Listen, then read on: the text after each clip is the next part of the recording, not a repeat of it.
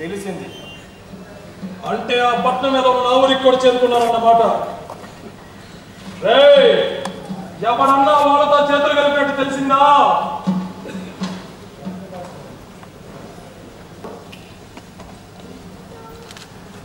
అదండి ఆ కాగితం ప్రభావం.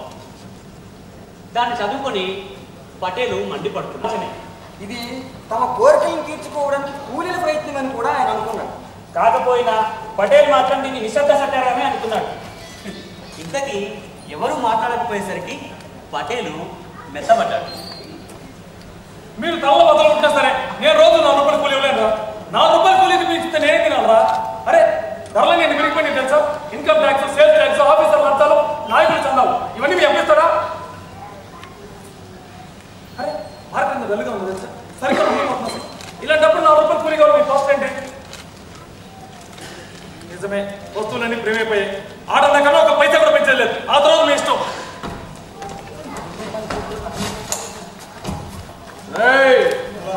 దాంతో పాటు నాయకుల్ని వెంటనే ఊరేలు పెట్టుకోమని చెప్పాలా? లేకపోతే ఒక్కొక్క నరికేస్తాను అక్కడ పిల్లారా.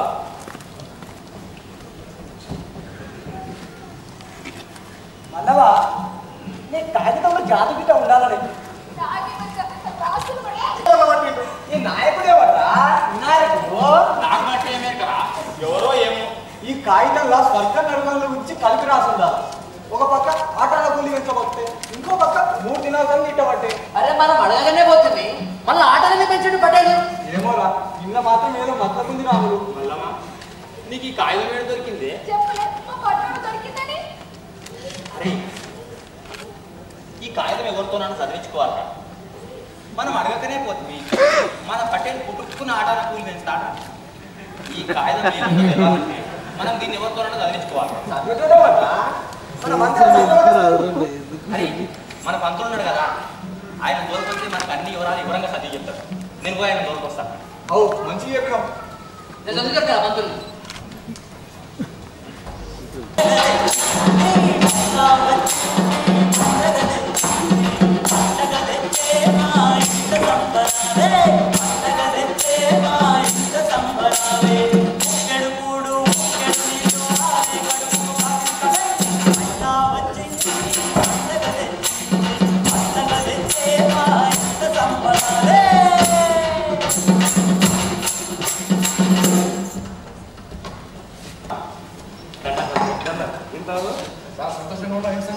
సంగతి ఏందో ఆనకు చెప్తా కానీ మీరు జర జల్దీ రావాలి పంతులు. గోదాం పోయి కాగితం చదవాలి. కాగితం చదవాలా?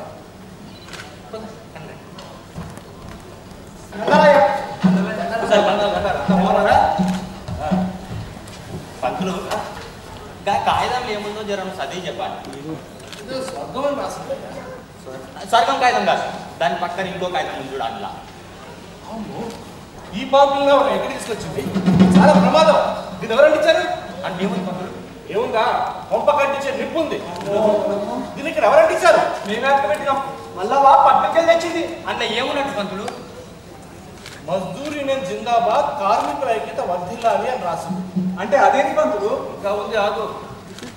మా కోరికలు వెంటనే చెల్లించాలి, కూలి 4 రూపాయలు పెంచాలి, లేకపోతే తీవ్రమైన పరిణామాలు ఎదుర్కోవాల్సి ఉంటుంది అని రాసింది. అంటే అదేంటి? ఏమో కానీ బెదిరింపు మాత్రం దండిగా ఉంది. ఆ గుర్తు కలిసి ఉండడానికి చిహ్నం. ఈ ఒక్క గుర్తు చాలు పటేల్ భయపడటానికి. అంటే పటేల్ భయపడినట్టున్నాడు. ఆయన భయపడతాడరా? కాగితం లెక్కన? కాగితం కాదు, పోస్టర్. పోస్టరా? అంటే ఆ పోస్టర్ చెప్పినట్టు మేము రోజుకు 4 రూపాయలు కూలి అడగచ్చు అన్నట్టు కాదు. అంటే ఆయనకంత లాభం వస్తుందన్నమాట పంతులు. అధిక ప్రసంగం చేయకండి. ఆ పోస్టర్ని నేను చదివినట్టు పటేల్ తెలిస్తే ఉన్నట్టుండి నన్ను ట్రాన్స్ఫర్ చేయిస్తాడు, లేకపోతే ఏదో ఒక నేరం నొప్పి నన్ను ఉద్వాసం చెప్పిస్తాడు. బాగుంది మీరు చేసే పని. పంతులు, ఆ పోస్టర్ చదివినట్టు పటేల్ చెప్పకండి. వస్తా.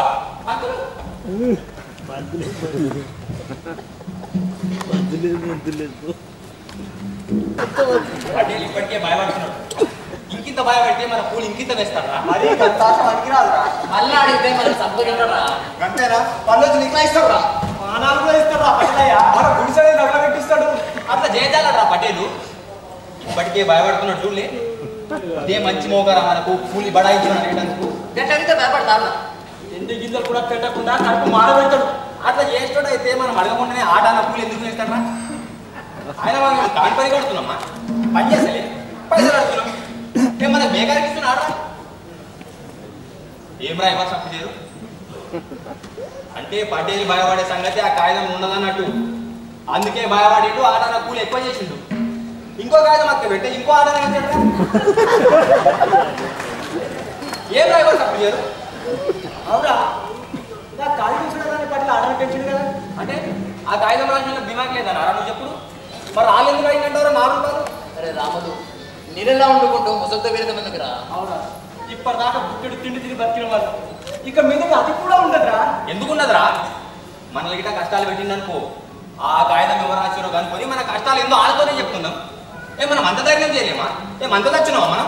చూడు రామన్న నిప్పుతో వైరం మా పెళ్ళ బిడ్డల కూడుగులు లేకుండా చేస్తావురా. నసీబ్లా ఏదుంటా జరుగుతుంది. దానివల్ల మారుస్తారా? ఎందుకు మారలేమరా? కోరి కట్టలు తెచ్చుకుంటావు. అట్టగెందుకురా? నేను పంతుతాను పోయి ఇంకిన కాగితాలు రాయించుకొస్తా. ఆ నిప్పట్టిగానే అర్థం పెడతాను. ఆ కాగితం చూసి పటేల్ భయపడి ఇంకో ఆటన కూలి తెస్తే మనకి కదరా ఫాయిదా. అట్లా కాకుండా ఇంకేదైనా అయితే అంత దాకా వస్తే కాగితం నేనే అర్థం పెట్టని చెప్తుంది. సంపితే నేనే చంపుతాడు. ఏమైనా నుక్సాన్ అయితే నాకే అవుతుంది. మీరంతా సపోర్ట్ చేయకుండా చూస్తా కూర్చొని. ఇగో రామన్న అయితే నీళ్ళ దిమ్మదావి రోటికాడ గుడ్డు పోకుండా చూడు. మీరేం ఫికర్ చేయకూరి. పార్టీలు ఏమన్నా మీరు సపోర్ట్ చేయకూరి. నేను పంతులు పోయి ఇంక కాగితాలు రాయించుకుంటా. ఆ టిప్పటి తిరిగినే అర్థం పెడదాం. మీరందరూ ఇంట్లో కోరికి ఆలోచిస్తున్నా. ఇదంతా కలలెక్క పంతులు ఏంటయ్యా మనం రాయన్ కాగితానికి పటేల్ ఎందుకు ఇంత భయపడ్డా? తను నీడని చూసి తానే భయపడతాడు. తాడును చూసి పాము పోవటం అంటే ఇదే.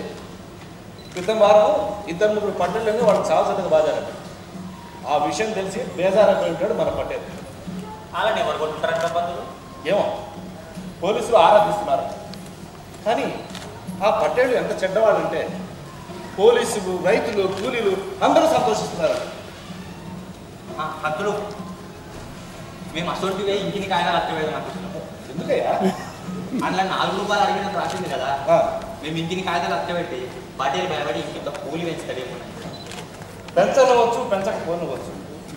పట్టేలు భయపడి మీ కూలీలు పెంచనవచ్చు, లేకపోతే మిమ్మల్ని భయపెట్టడానికి పోలీసులు దించనవచ్చు. ఏమైనా ఇక కాగితాలు అర్థపెట్టికనే పైసలు చేసుకున్నాం. కూలి మాట దేవుడు ఎదుగు. నీకు ఏమైనా ప్రమాదం జరిగితే ఏమైతుందో చూద్దాం. మీరు మాకు కొన్ని కాగితాలు రాసియాలి. నేనా? మీరు కాకపోతే మాకు ఇంకెవరు రాశారు పంతులు? మాకు చదువు రాస్తారు. పట్టేలు తెలిస్తే ఏమైనా ఉందా? కానీ మా మీద గంత నమ్మకం లేదా పంతులు? అయినా మీరు చదువుకున్నారు. మీ చదువు మాకు అక్కడికి రాదా? అది కాదు. ఇప్పటికే చుట్టుపక్కలంతా గందరగోళంగా ఉంది. ఇటువంటి స్థితిలో ఏమన్నా రాస్తే అయితే మీరు కూడా మాకు సాయం చేయరని లెక్క. మీరు కూడా పోయి ఆ పటేలతో చేతులు కలుపుకుంటారు. అంత కోపం రాసిస్తాను. సరే రాసిస్తారా? నిజంగా రాసిస్తాను. నిజంగా రాసిస్తాను.